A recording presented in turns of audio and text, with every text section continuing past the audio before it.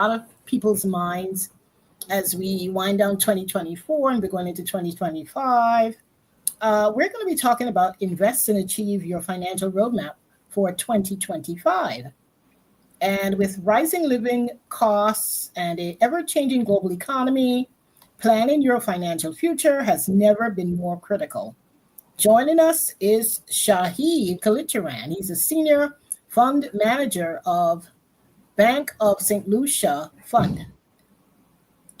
It's a management company, and they offer expert insights and strategies for personal and business financial growth.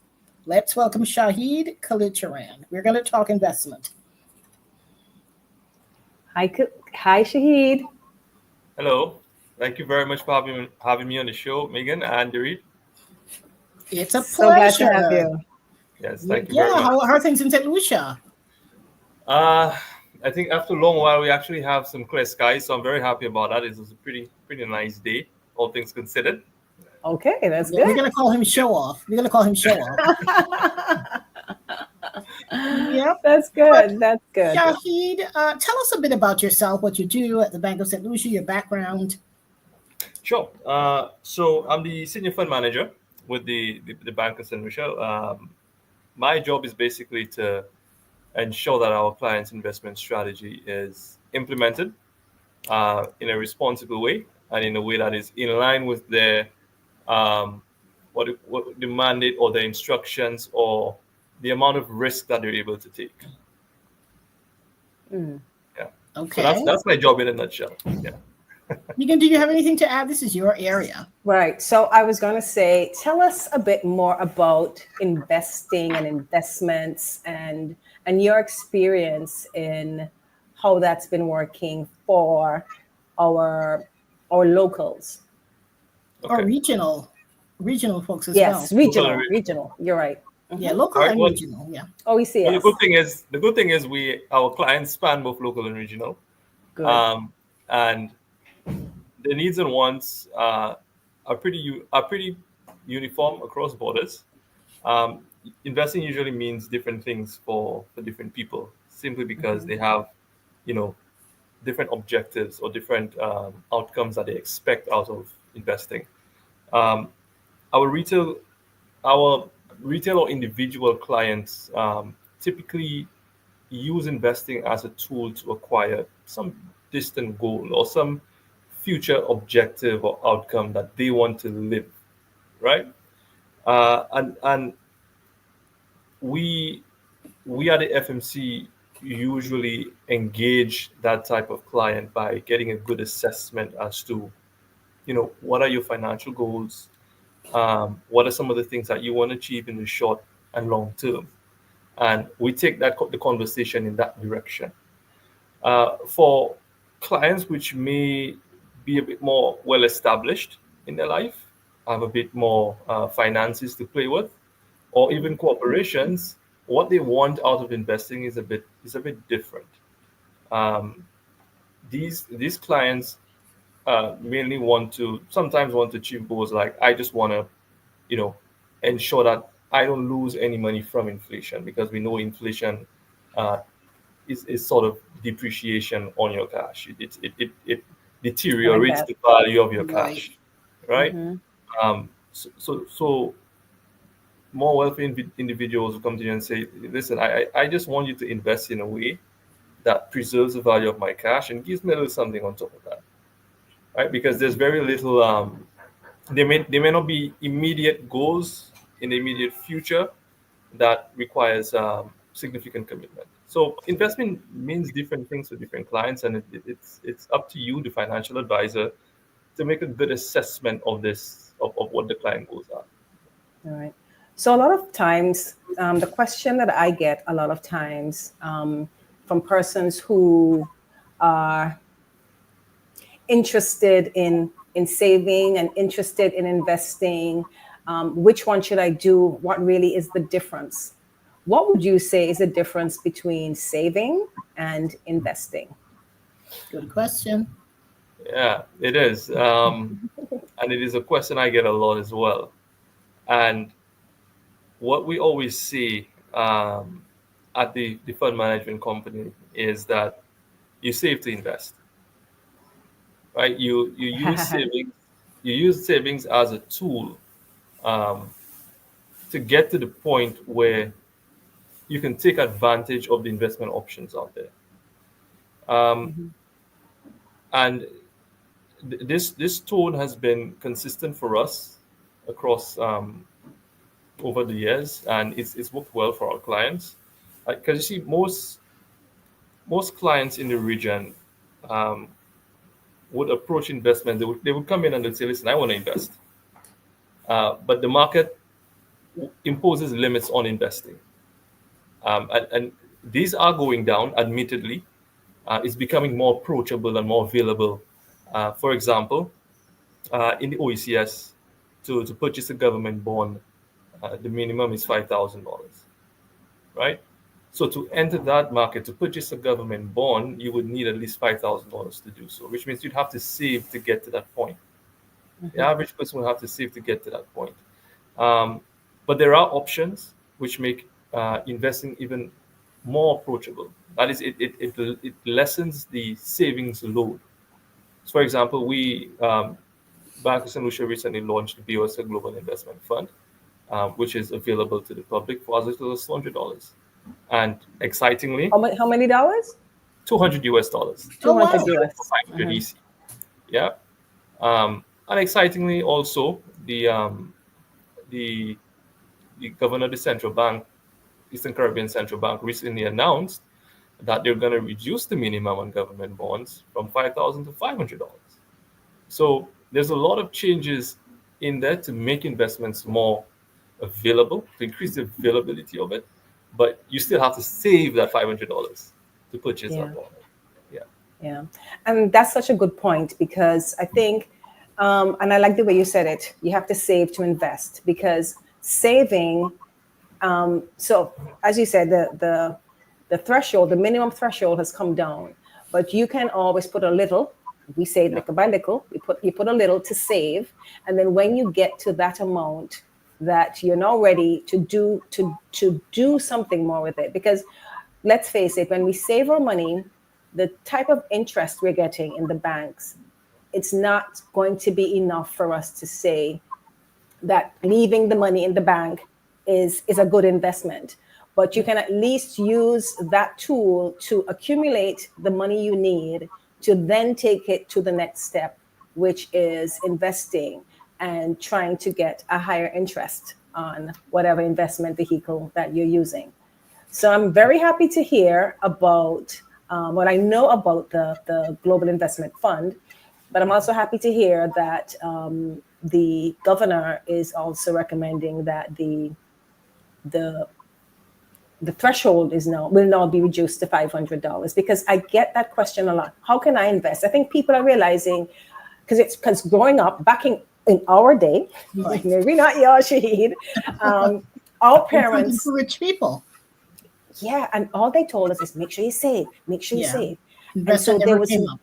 yes, investing was the only thing they would say that would be similar to investing is Buy a piece purchase of land. land. Yeah. Yeah. So you buy a piece of land, and that's a form of investing too. Mm-hmm. But we didn't have all of these opportunities that are now here. So I think people are realizing this bank story, it has a role, a very important role. But if you want to build wealth, the next step is to invest. So I am really excited to hear a bit more about you and what you do at the Global Investment Fund.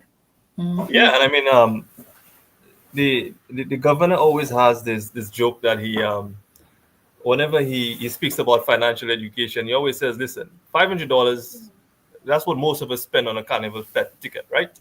So it really isn't that much to save towards, and I think with That's a consistency, good way to put it. yeah, yeah, yeah, and this is an investment, is something that's going to grow over time. Right. Exactly. Yeah. Yeah. Tell us, what's the difference between short-term and long-term financial goals? That's a good question. Short-term goals, I would say, are goals which you can achieve within 2 years, 2 to 3 years, I think. These are goals you can achieve in the fairly short term. Those are goals which would not require a significant cash spend on your part, and it's easily achievable within that time frame within your means. So short term would mean different things for different people, right? True. Because if you're making $2,000 a month, short term would be very different for you than someone who's making $3,000 a month, right? Because how much you're able to put towards saving towards a particular short term goal would be different. So I would say, for example, if you want to pay off your credit card, right? You have credit card debt, you want to pay off your credit card within the next 2 years. That's a good short term financial goal, right? If you want to save towards a vacation, that's a good short term goal as well. Long term financial goals tend to span beyond that. So if you're looking to save towards buying a house, right, or saving towards buying a vehicle, maybe you want to. That would be a longer term goal for most people, and longer term goals tend to require a lot more commitment. And interestingly, long term and short term goals would require different types of investments on the part of the investor. So tell us more about that. What type of short term, so that you have certain short term investment vehicles that persons can get involved in, can purchase? Yeah, absolutely. So earlier I mentioned the BOSL Global Investment Fund. That's our flagship product. The fund allows you to invest every day, and you're able to redeem every day as well. There is a small redemption fee that is paid back to your fellow fund holders if it's redeemed before 6 months. But after 6 months, you're home free, and returns are calculated on those funds every day. So it's a good short-term option. Right. And for the viewers who don't understand what BOSL Global Investment Fund, it's a mutual fund product. They're relatively new to the OECS. So OECS citizens are still getting themselves familiar with that type of investment vehicle because the market has been largely dominated by your traditional bonds and stocks. But a mutual fund is simply putting all of those together. So multiple investors coming together, put their funds in one pot, and a fund manager who, like the BOSL Fund Management Company, would invest those assets and return those returns back to the investors. So clients have been making good use of it, and it's a very good option for short-term investing. In addition to that, you have short-term bonds as well. Governments usually issue 90-day, 180-day, and 1-year bonds. Those are quite popular on the market. So you would visit your local broker, and they'll be able to set you up with those. The interest rates, of course, are not as attractive as the longer-term bonds, so you'll have to make some concession there. Your longer-term investment options would be, of course, your longer-term bonds. And interestingly, you can also use the mutual fund as a long-term investment vehicle. So it can serve both as a short-term vehicle and as a long-term vehicle if you don't want the hassle of selecting the two. So how do you do that? So you make your investment into one vehicle, but you can have the option of pulling out some at an earlier date than another amount that you leave for a longer time. Exactly. Okay. So the allocation is done from when you start, or when you start, you kind of allocate it how you want it to be done? Yeah. So whenever you start, your broker would give you a list of funds that you choose from. Our fund has different what we call risk appetites, or what will keep you up at night. We give you the option to choose something very safe, very, very simple, very traditional, to something a bit more exciting.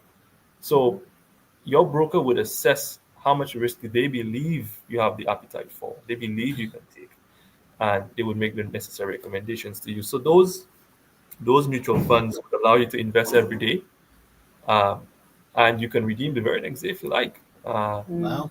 Yeah, and you have the added benefit of, if you don't want to pull out your funds, which we recommend that you keep it in there and you let it grow.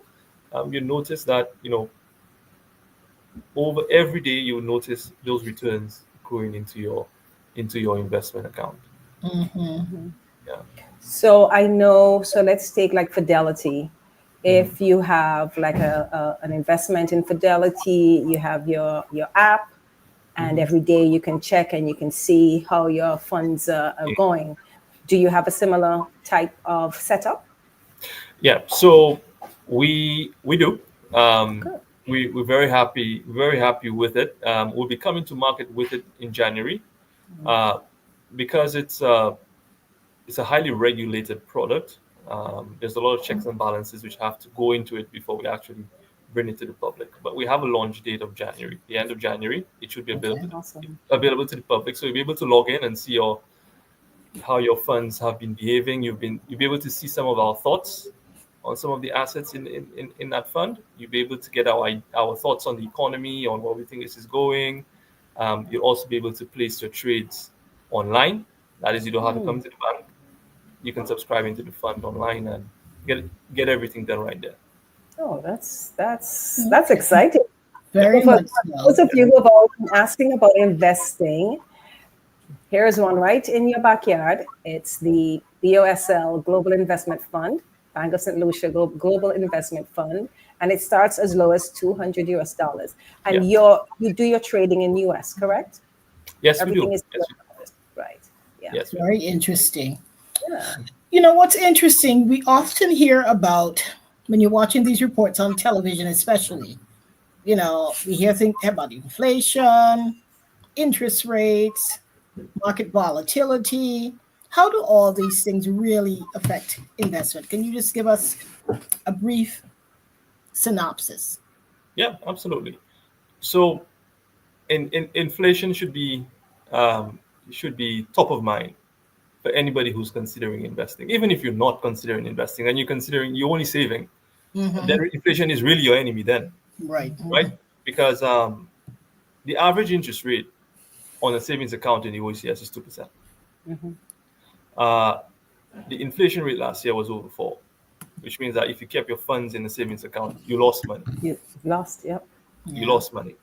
Um, and you can think of inflation as how much value does my $5 bill lose every year?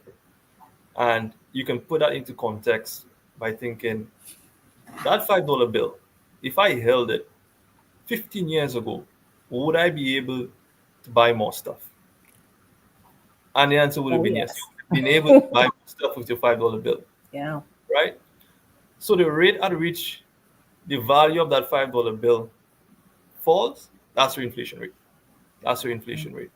And your ultimate goal in investing is to ensure that you keep ahead of that rate, Yeah. that you're never behind it. You want to be ahead of it. So that even if that inflation is eating away at the value of your cash, your investments are returning that and more. Yes. So you're always ahead of the curve. Yes. Now, market volatility, interest rates, all of these things are important factors for investors to consider. Your market volatility is just a fancy way of saying, you know, things can be good, they can be bad, right? Um, the price of anything may go up, it may go down, and that is the same for your investments, wherever they are. Um, interest rates, of course, is how much you get paid. We mentioned government bonds. How much you get paid on those bonds? On a 1-year rate, in the OECS, you can get 4%, right? If you go as far as 5 years, you may get as much as 6%. That is your interest rate. Now, interest rates go up and down as well. Right. So if your interest rate goes down, you can expect on investments that you're doing during that time, you will be getting a lower interest rate, right? So that is how it all plays in to your investments. But what I would say should be top of mind for investors is look at your inflation rate. That is the most simple one to look at. There are financial vehicles on the market. Again, so like our mutual fund, where managers take care of the volatility and the interest rate part for you. They invest in a way that will take advantage of the current environment, the current economic environment for you. What you want to ensure is that whoever it is managing your funds, whether it be the BOSL Global Investment Fund, whether it be you doing your own investing or you buying a government bond or it's some other manager, you want to ensure that the returns that they're giving you is ahead of the inflation rate. Okay. At the minimum. Yeah. Yeah. So that's, for me, one of the main reasons why, for those of you who are holding all that money in the bank, you're losing money. Just by Absolutely. leaving it in the bank, you're losing money every year. Find some form of investment vehicle that you're comfortable with the risk, because there's always the risk, but Yeah. find one that you're comfortable with and start investing. Yeah. Yeah, nice. Now, for me, I'm always curious. You know, you hear these terms: stocks, bonds, ETFs, mutual funds, and real estate. Help us understand how these all work. How do you know how? Why? When should you consider these various vehicles? Okay, so I would say your fundamental, what we call in financial jargon, we call it plain vanilla. That just means very old fashioned, very Right. what everybody is typically familiar with. Is your stock and your bond, right? You own a stock, you own a part of a company, right? So in some stocks, you get to vote during the annual general meeting that these companies hold every year. You get to vote and help select directors. And when those companies generate profits, they distribute those dividends and you get your little share of the dividends. The bond is simply a loan that you're giving, whether it be a business or a government, what have you. You're loaning somebody money and they're paying you interest. And at the agreed time, they're going to give you your principal back, right? Some may give it back to you in pieces, some may give it back to you towards the end of the arrangement. So the difference between those two, the stock and the bond, the stock, the company has to generate a profit. It generates a profit, it distributes that profit out to its owners, that is you who owns the stock, right? So you get your little piece of dividends. The bond is a contractual arrangement to pay you some rate of return that you get for lending your money out. Now, real estate and ETFs, real estate is also a traditional asset. I think all of us should be familiar with real estate since most of our parents have told us to buy land. But real estate is not only in the form of land, it can be in the form of buildings, and it can even be in the form of companies. We call them real estate investment trusts. So the company invests in real estate and you invest in the company. And ETFs are simply baskets of stocks. They follow some rules that they need to be maintained to be classified as ETFs, or they call them exchange traded funds. It's just a fancy way of saying a basket of stocks. So you can think of all those things in some way and in some form as a derivative of the stock and the bond, as some fancier version of a stock and a bond. Right. Even your real So, estate. so you have your ice cream and your sprinkle on your sprinkles. So you have your vanilla, and these are And all your ice cream yeah. sandwich. There Yes. you go. But it all starts with the vanilla. Correct. It all starts with the vanilla. All starts Got with the it. vanilla. And a waffle cone. But tell us, the whole thing about diversification. How does that work? Why is it important? Well, first off, what is diversification? Well, that's true. Oh, diversification is probably one of the most important things that any investor needs to consider when determining what type of investments that they want. Diversification, I think, can be captured in the old adage: do not put all your eggs in one basket, Yep. right? If you have $10,000 and you invest that $10,000, let's say in a fishing boat, right? And this is all you have to your name, your $10,000 that you've worked hard to save, and you've invested that in a fishing boat. If, God forbid, a hurricane were to hit and you were to lose that fishing boat, you've lost everything. You've lost everything because you were not diversified. All of your eggs were in the fishing boat. You bet everything on it. What diversification is that you split those bets. So you take a little piece in the fishing boat, you put a little piece in the minibus, you put a little piece in the guest house. You understand? So you spread your investment, and it goes. It's the same concept for stocks and bonds. On the ECSE or the Eastern Caribbean Stock Exchange, you have a host of companies.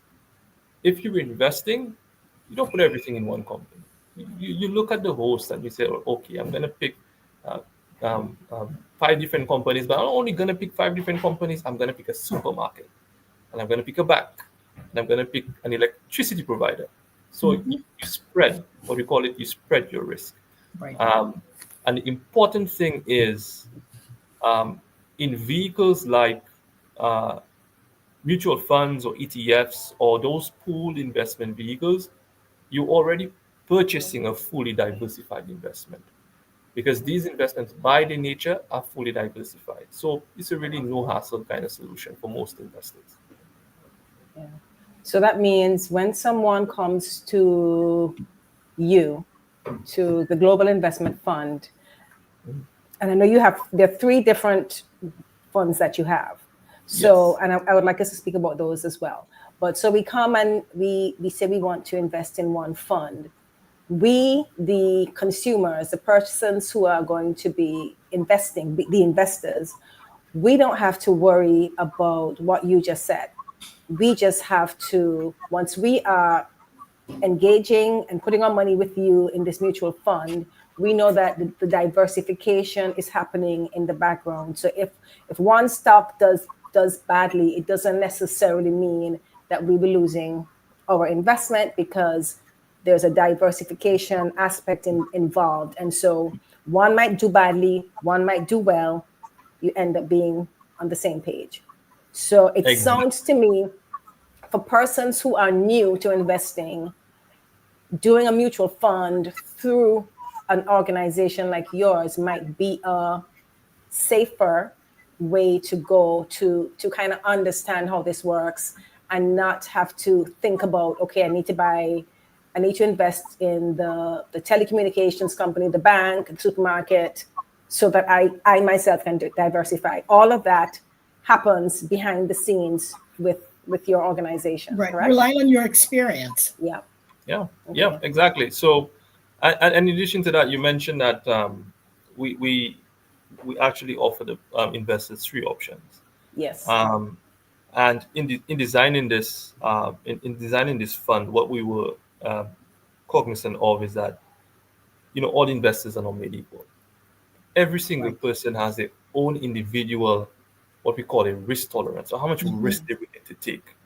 And bearing that in mind, we were adamant that we create an option which we think could serve a wide portion of the public. So we have 3 funds, right? The first is called the Global Income Fund. This fund focuses primarily on what we call fixed income instruments. That is instruments which pay a fixed income. You can think of them like a bond. A lot of what is in that big pool are just a series of bonds which pay interest over time. So in looking at the performance of that fund, you will see a nice smooth line because it's predictable, stable interest payments coming out of that fund. So it's geared towards the investor who really anything too exciting keeps them up at night. So they just want something predictable and stable, no hassle, no funfair, none of it. That income fund suits them. And It's similarly, called what? What's that called? the Global Income Fund. Global Income Fund. Okay. Now, on the other side of that spectrum, you may have investors which want a bit more excitement in their life. We have a product called the Global Growth Fund. And the Global Growth Fund invests in companies which Did you we say have grow or group? Growth. growth. Growth. Okay. Yeah. The Global Growth Fund invests in companies which we have the highest conviction will lead the charge into the future. And those companies we believe will define the future of the globe going forward. And we expect a lot of growth from them. So with that expectation of higher return should come an expectation of higher risk. Risk and return always go hand in hand. There's no free money out there. No. So that fund, while over the long term, you may expect a bit higher returns than a safer option, between now and a long term, you will experience more price fluctuations than your income option. Now, some investors may say, okay, I don't want anything to safe, but I don't want anything too exciting. I want something in the middle. We've created something for them as well. So we have the Global Balanced Fund. So the Global Balanced Fund sort of marries these two ideologies together to create an investment vehicle for investors who don't want as much volatility or risk as the growth fund, but want a bit higher return than what the Global Income Fund can offer. So they would go for the Global Balance Fund. So it really is a product suite that covers a wide range of investor risk appetites. So you've covered the wide range of risk takers. So those who are risk averse would stick with the Global Income Fund. You know you're going to get your 6% every quarter, or what the case may be, and they're good. Then you have the more risky ones who want the possibility of getting a higher return, but as you rightly said, with higher returns is a higher risk. Yep. And so you have to deal with that. And then you have those in the middle, which is where I think I am, where you can do a bit of the risk, but not too much. Yeah. And we've actually allowed investors to take a unique approach. So let's just say the Global Balance Fund is a bit too balanced for you. You want some balance, but not too much balance, right? So the balance fund may be a bit too volatile for you. You want something a little more exciting than the growth fund, than the income fund, less exciting than the growth fund, but also a little less exciting than the balance fund. What do? Well, you purchase all three. Yeah, if you have $200 or $300 that you want to invest every month by doing a salary deduction or standing order, what have you, I mean, put 100 in the balance fund, put the rest in the income fund. So, and your broker will assist you in making that selection. Right. So you use the three funds to create your own portfolio. Mm-hmm. That's good. Megan, I say let's take a break to see if we have any questions. Oh, we should. When we come back, we'll talk about financial goals, how this all ties in. We all have different goals. Yeah. We heard about the risk, the tolerance for risks, various levels of it. Well, when we come back, we'll talk about how that aligns with your financial goals. And we also have to talk about our exciting news in January. Oh, absolutely. When we come back, we'll talk about that. Do you have the slide? I will get the slide. Okay. So let's see if we have some questions. All right. So we have more comments than questions, starting off with our biggest fan, Miriam Samuel. She says, good evening. Good evening, Miriam Samuel. Good evening. Good evening. Good evening. We also have Allison Spencer. Nice to have you on, Allison. Yeah. And she says, appreciate the financial wisdom shared here. Yes, thank you so much. We also have Inga Jarvis. And she says, Inga Jarvis is listening to your session. Hi, Inga. Hello, I'm Inga.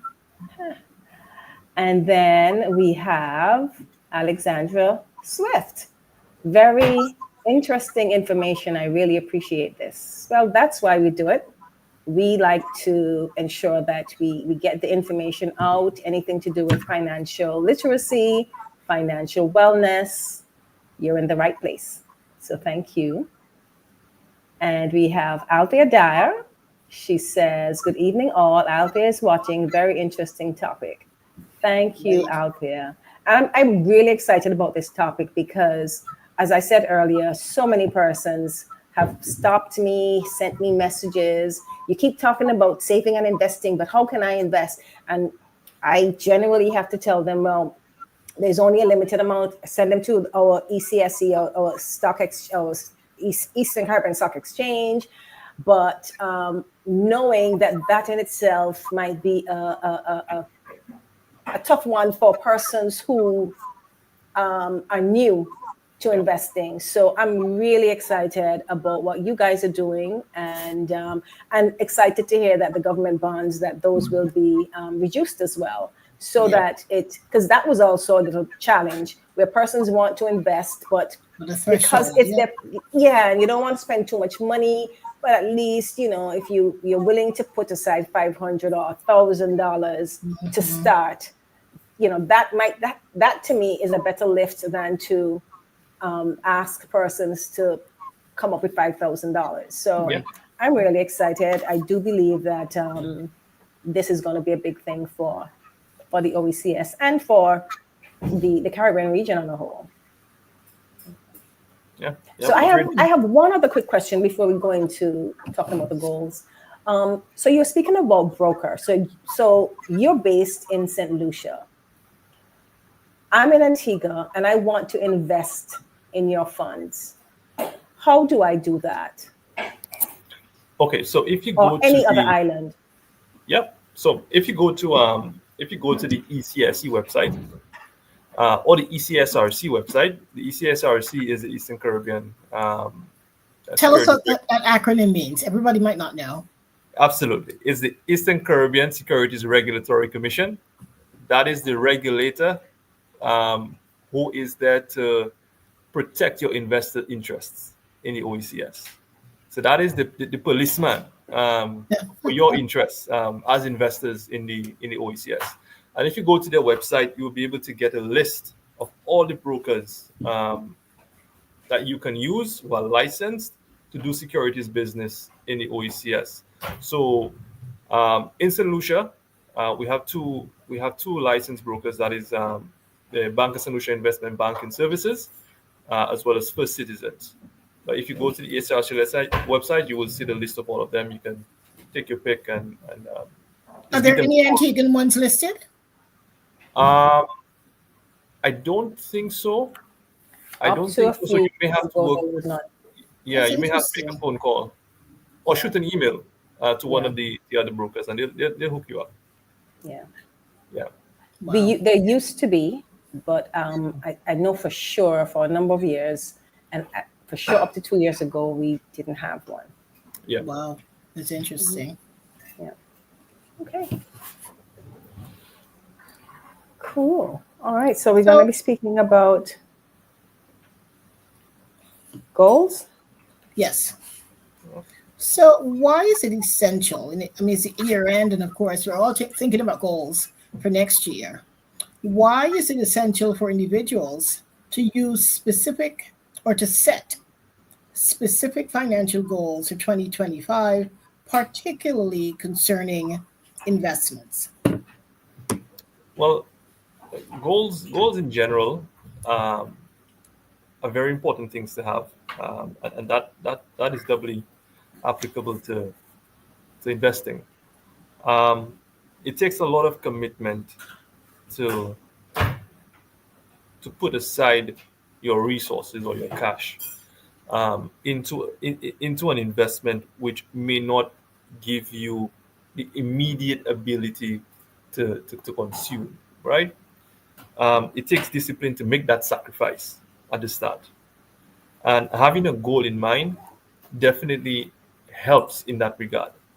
Um, so, an important part of investing is what we like to call financial discipline, right? Mhm. That you set your goal and you stick to it, and that what you set as that goal is very important. We spoke about long-term goals and short-term goals before. That goal has to be achievable for you, right? If you were if you're a very young person and you just entered the job market, Um, this is your first job. You're making, $2,000 a month, and you're excited about it. Yes. A good short-term goal, would be, I want to save at least $5,000 so that I can invest. That's a good short-term goal, and it's a realistic and achievable goal. Mhm. Um, Having a goal that I want to be a millionaire in the next 2 years is not a realistic goal, right? And it may lead you to do some things that are less than savory. So establishing clear and realistic goals is an important part of investing, because it gives you a clear target to hit. And you would see, as investors, just how much investing helps you hit that goal, because we have a wonderful concept in finance that we call compounding. That means your investment makes money on top of your investment, and it helps you hit that goal even faster. And I would say also, in setting your goal, it's a good, we use that word quite a bit, in the last 30 minutes or so, risk and risk tolerance and risk appetite. And your goal has to be in line with that. That means if you were to invest in something, right, how risky would it have to be, for you to start sweating at night and thinking, boy, what did I just do? Right? That Yeah. means it's outside your risk tolerance. Yes. You cannot tolerate it. So, in setting your goal and in setting where you want to be or where you want your investments to take you down the future, it has to be in line with how much risk that you personally have the appetite for as well. So, in setting your goal, there's a lot of different things that you have to consider, um, which makes your goal, achievable, um, which makes it, um, what do you call it? Um, the word has lost me, but it needs to be achievable. It has to be something that is realistic, and it has to be within your risk tolerance. Yeah. Yep. Well said. What are some of the, so for people getting started, give us some Yeah. of the little steps. How do they get started? How do you how do you push off the mark? Okay. So for most of our clients, my family members as well, when they come to me and said, okay, I've heard you speaking about this investing thing enough at the family barbecues. I'm ready to get started. What do I do? Um, one thing I always recommend is if you don't have someone like me yapping in your ears 24/7 about investments, a good idea is to get familiar with it. So there are a lot of resources online. You can also go to the ECSRC website, that is your regulator. There's a lot of resources on that website as well as the central bank website. So you can read about investing, read about what is a stock, what is a bond, what are the type of instruments you have available to you in the OECS. And when you familiarize yourself to some degree with that, then you approach your broker. And we've mentioned that your broker, you can find the list on the ECSRC website. And there's not a single broker that I know who would not be happy to speak to you. Right? They will be happy to speak to you and to assess your risk appetite. So you don't, which is an important point, you don't need to figure out your risk appetite. You talk to an investment advisor, they'll figure it out for you. They'll have a conversation with you and they'll tell you exactly where your risk appetite lies. So educate yourself, speak to your broker, and after you've done that, you open your investment account and you start investing. And of course, save to invest. Well, this would be a good time to segue to the program that we're going to be putting on in 2025. It's called Pathway to Prosperity: Spark Your Financial Transformation. We're going to put the flyer up. It is actually on January 16th, and it's going to be a live webinar designed to kickstart your financial wellness journey for 2025. It's led by experts from the region, and it's going to be an interactive session which will provide actionable insights and strategies to help you achieve your financial goals. You will learn to build your financial roadmap. You will discover tips to manage money effectively and growing wealth. You will gain access to expert advice and resources, which is how we recommend that you get started. And these will be tailored to your specific needs. Again, it's January 16th. If you're in the Caribbean, it's from 2 p.m. to 4:30 p.m. If you're in the Caribbean, it's 3 p.m. to 5:30 p.m. And if you're in the United States on Eastern Standard Time, it's 2 to 4:30 p.m. The investment is only 100 EC dollars, and we can guarantee that you will start 2025 right. If you invest in this program, it's a way of investing in yourself. So you'll be hearing more about that if you get our newsletter. There'll be more information about speakers and what have you in the next coming weeks. But definitely, if you're interested in investing and exploring that pathway to prosperity, we recommend that you mark your calendars and plan to be a part of this session. And also to say that registration will be starting that very soon. You can also send an email to info@samuelfieldsconsulting.com and to express your interest, and we will follow up with you very shortly. It's also, going to be if you're not ready to sign up yet, but you have questions, you can also send us an email. Absolutely. People may have questions. You may not have done any of our webinars in the past. We'd be happy to answer your questions and get you set up and comfortable with this webinar. And for those of you who have been to our sessions in the past, you know us. We always deliver. It's going to be fun. It's going to be engaging. It's going to be interactive. So I'm looking forward. Oh, absolutely. Absolutely. So if you have an investment mindset, or even if you don't have one, this might be your way to put your toe in to better understand how to go about it. Awesome. Great. It sounds like fun. It's going to be fun. It's going to be fun, interesting, and lots to learn. Yeah. All right. Yep. What other questions do you have, Megan? All right. So going back to investing and what you guys are doing, I just wondered, I think the Global Investment Fund, you've been up and running for about a year, a little more than a year or so? About not quite a year, but we're getting it. Yeah. So I just wanted to know, what has the uptake been? I know you would, most likely you would have gotten a lot of interest in terms of people expressing interest, but in actual persons actually investing, how has that been going? Has it been growing? Have you been getting a lot of investors from the Caribbean? Yeah.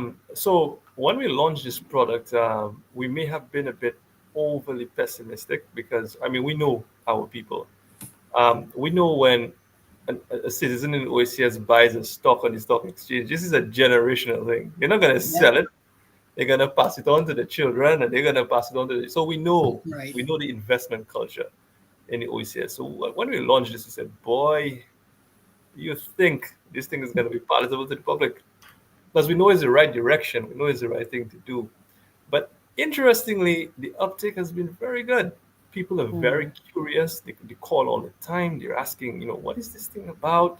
I'm always seeing it, but what exactly is this investing? You still get the question, what is the interest rate? What are you guaranteeing? Right. And it's a difficult thing to get investors to switch from the mindset of, this is not a government bond that guarantees you an interest rate. But now you need to move away from interest rate into what we call yields. And the yield is basically your interest rate plus the increase in price. And because your price can go up and down, your yield can shift. And how much it shifts, it would be dependent, of course, on that risk appetite that we discussed before. So it's been a bit challenging to get investors to switch away from the interest-only mindset now think about the investments in terms of yields. But the uptake and the thirst for knowledge from the public has been very encouraging. I am so glad to hear. And that's one of the reasons why we're putting on this webinar, because we've been getting this for quite a while now, right, Shaiiede? Person Yes, asking us about absolutely. investing. And so we've spoken about it, but our focus has been a lot more on making sure you Savings save, and- making yeah. sure you Other have the right behaviors. mindset, financial wellness, speaking about the financial wheel. And and all of that is important, but I know there has been a thirst for how can we invest? How Yes. can we stay right here in the Caribbean and invest? So I'm really excited that you guys are doing that. So another question I have, I understand we have to get a broker, and that broker will then be able to work with the investor and with the fund and get us all sorted. And I don't know if this is a question that you can answer, but are there any plans for the Bank of St. Lucia Global Fund, Investment Fund, to expand into other Caribbean islands? Yeah, so that is a conversation that we've explored before. Okay. And we've explored different avenues as to how we can facilitate something like this happening. So it's definitely on the radar, but for now, given the amount of work that is required within the OECS to get our people up to speed with this type of facility, we've decided to sort of hone our focus on the OECS for now. So we're actually this is an OECS fund. So you can, as long as you're an OECS citizen, you can participate in the fund. Great. But we want to go from charity to charity and make people aware, one, of investing, the importance of it, and the types of vehicles that are available to you. So at least in the short term, because we are working with finite resources. In the short term, we'll be focusing most of our efforts on developing the OECS market and getting our people up to speed. Yeah. And perhaps I'm no marketer, but I happen to know a good one and learn a few things from her. So perhaps one of the things that you guys can do is in your marketing efforts, because in Antigua, what I know about it, because I know about it, but in Antigua, I don't think I think there is capacity for more advertising of it. And so I can't speak about the other islands, but perhaps if maybe, there's some focus on getting some ads out, maybe even billboards out. I don't know what works, but just to get the awareness. Just providing, more awareness. Yeah. Ultimately, yep.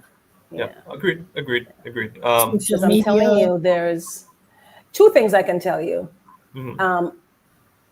People are very interested in investing, and Caribbean people, they've learned they save a lot. So there's a lot of money sitting down in the banks, not quite making, or let me rephrase, losing money, because we know how it is. And I liked when earlier when you said inflation is like depreciation on your money, because everybody knows a car depreciates. So that gave a nice visual for me. Inflation is depreciation on your money. So you leave it in the bank, you do nothing with it, it's depreciating. So I'm excited for you guys and the whole investment sphere, because I think it's still fairly new in the Caribbean, but I think it's going to do well. I think it's going to do well, and we'll do our part to continue to educate and inform and encourage as much as we can. Yeah, absolutely. Thank you very much for that. Yeah. Believe it or not, we're out of time. I want to give us. It's unbelievable. Well, this has been a very enlightening discussion. Any more questions before we leave, Megan, that we want to take? Let's see. I don't see any more. So if you were planning to ask a question, it's now or never. Do you want to throw the slide up once again, so we can just do a wrap up talking about it? Yeah, sure. People may have joined late or didn't get the full scope. So again, it's Pathway to Prosperity. Of course, prosperity meaning financial wellness, and we want to spark your financial transformation in 2025. And of course, we will, as we mentioned earlier, we will have lots of experts on to hold your hand and to break it down for you, how you can begin, you can set up your investment portfolio and begin to use investment as one of your financial strategies to growth. So we encourage you to be a part of this webinar on January 16th. It's $100 EC. It's 2.5 hours. We can guarantee it will be time well spent. We know how to make tough topics easier to relate to. So we encourage you to be a part of it, get some valuable information, take the first step and make an investment in your education in this area. And so this has been a great discussion. We want to thank all of you. We want to thank Mr. Kallicharan. When I hear Kallicharan, I think of the cricketer. Alvin, yeah. I'm sure you get that a lot. I do. Yeah. I do. Any relationship? Not that I know of. I hope. I think the names are spelled differently. I think the names aren't spelled the same. That was my first it's spelled differently. Observation. Yep. Yeah, I don't know. We want to thank you so much for taking the time to help us better understand these concepts. Yes, thank you. You did an awesome job. Our audience for joining us, and we encourage you to sign up. Send us an email, info@samuelfieldsconsulting.com, so that you can get more information. Thank you so much. Appreciate it. And we'll keep in touch, Shaiiede. All right. Thank you. Shaiiede. Shaiiede, yeah. Shaiiede. And we'll be back next week with our final episode for the year. Look out for the updates. But we thank you for joining us. Have a great evening, and we'll see you next week. Bye, everyone. Bye.